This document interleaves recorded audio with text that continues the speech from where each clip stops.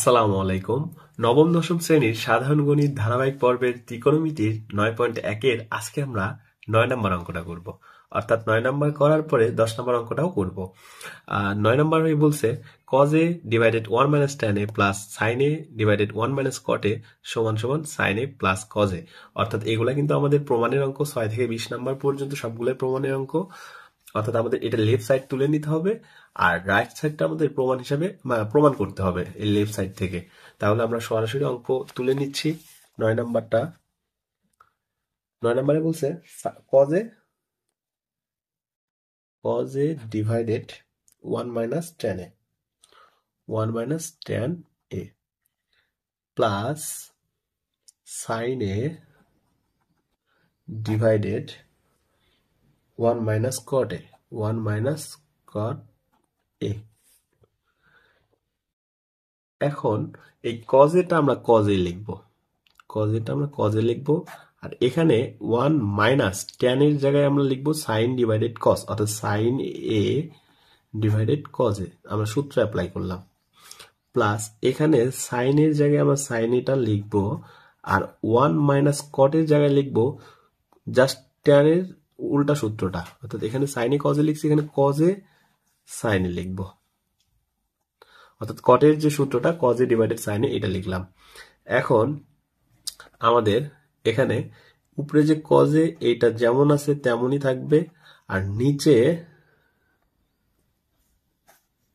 নিচে আমাদের এই cos এর আর এই 1 মাইনাস sin a cos এর লসাগুটা করবো। অর্থাৎ এখানে লসাগু হিসাবে আমাদের কিন্তু cos a আসবে, এর নিচে কিছু নাই, মানে 1 আছে, 1 আর cos এর লসাগু cos a।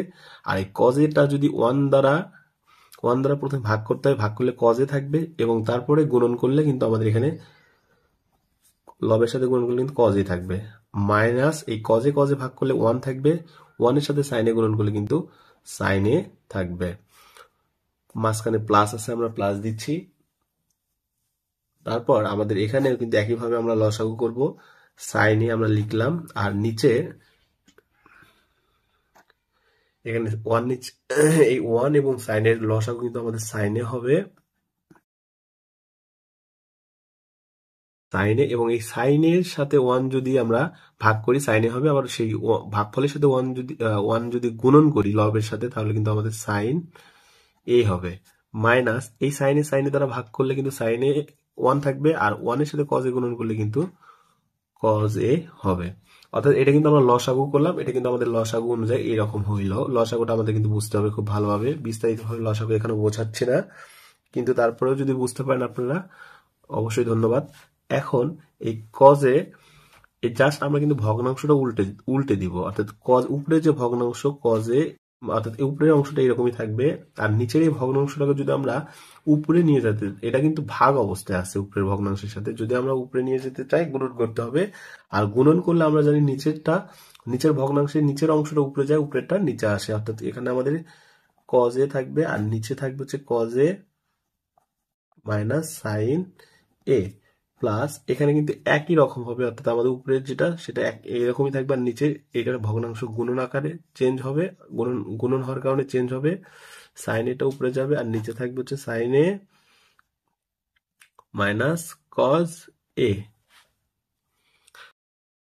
এখন এই cos a R cos a গুণন করলে কিন্তু cos স্কয়ার a হয়, আর নিচে থাকে হচ্ছে cos a minus sin a, plus এখানে sin a কিন্তু গুণন করলে, অর্থাৎ পাশে কোনো কিছু থাকলে কিন্তু উপরে গুণন হয়ে যায়, গুণন, অর্থাৎ গুণন অবস্থায় কোনো কিছু থাকলে কিন্তু উপরেরটার সাথে গুণন হয়, sin গুণন করলে কিন্তু sin স্কয়ার a হবে, আর নিচে থাকবে sin a minus cos a।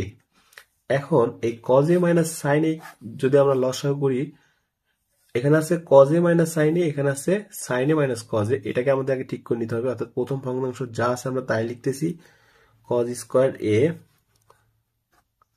cos a minus sin a।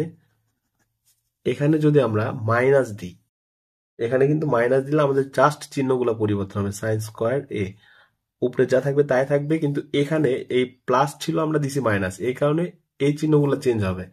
অর্থাৎ আমাদের এখানে cos a minus sin a, অর্থাৎ এখানে আমরা মাইনাস কমন নিছি, একবারে করছি, মাইনাস কমন নেওয়ার কারণে আমাদের চিহ্নগুলা পরিবর্তন হয়েছে। কজের সামনে ছিল মাইনাস, আসছে প্লাস, সাইনের সামনে ছিল প্লাস, আসছে মাইনাস। অর্থাৎ আমাদের এখানে কিন্তু এটা করার কারণ আমাদের এই লসাগু করবো, আর লসাগু করতে গেলে এই দুইটা ভগ্নাংশ যদি মিল থাকে তাহলে আমাদের অঙ্কটা সমাধান করতে সহজ হবে।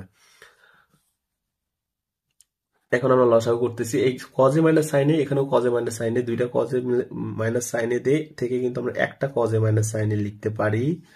আর এই কজে মাইনাস সাইনে যদি কজে মাইনাস সাইনে কাটা যায় তাহলে কিন্তু উপরে থাকবে কজ স্কোয়ার এ মাইনাস, এখানে যদি সেম ভাবে কাটা যায় উপরে থাকবে সাইন স্কোয়ার এ। এখন এখন কিন্তু আমরা just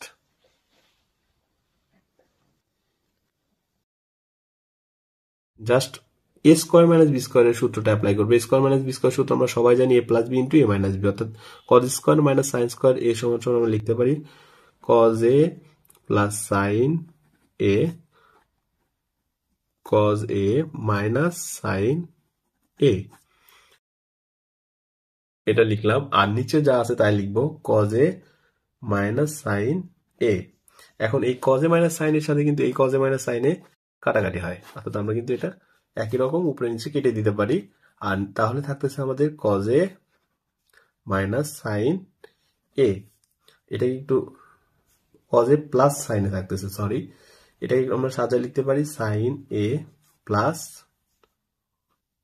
cause A.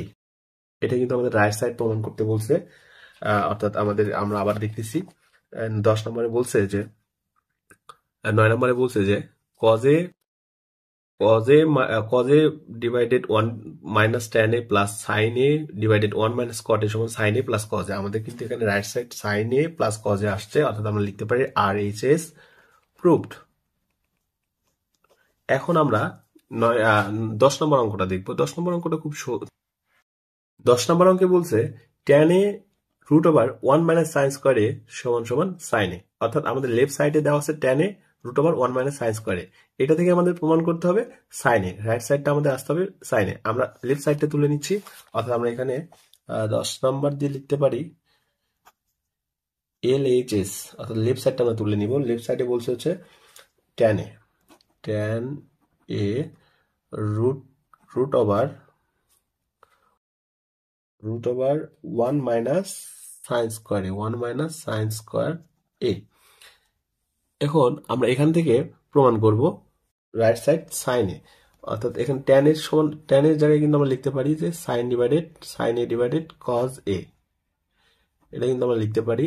R 1 minus sine square A সমান সমান যে কজ স্কোয়ার হয়, এটা কিন্তু আমরা সবাই জানি, অর্থাৎ এটা কিন্তু সূত্র 1 মাইনাস সাইন স্কোয়ার জায়গায় আমরা কজ স্কোয়ার লিখলাম, কজ স্কোয়ার এ। এখন এই সাইন এ থাকবে, আর এখানে কজ এ থাকবে, আর এই স্কোয়ার এবং রুট, এই স্কোয়ার এবং এই রুট কেটে যাবে, অর্থাৎ এখানে থাকবে কজ এ। এখন কিন্তু এই কজে আর এই কজে কেটে যায়, অর্থাৎ কেটে গেলে কিন্তু থাকে শুধুমাত্র সাইন এ, এটা কিন্তু রাইট সাইড, অর্থাৎ এটা কিন্তু আমাদের প্রমাণ করতে বলছে, আমরা লিখতে পারি আর এইচ এস প্রুভড। অঙ্কটা কিন্তু খুব সহজ, 10 নম্বর অঙ্কটা খুব ছোট্ট একটা অঙ্ক, খুব সহজ একটা অঙ্ক। আশা করি আমাদের ভিডিওগুলো আপনাদের অবশ্যই ভালো লাগে, আর যদি ভালো লেগে থাকে অবশ্যই আমাদের পেজটি ফলো করবেন এবং ইউটিউব চ্যানেল সাবস্ক্রাইব করবেন। ধন্যবাদ, আসসালামু আলাইকুম।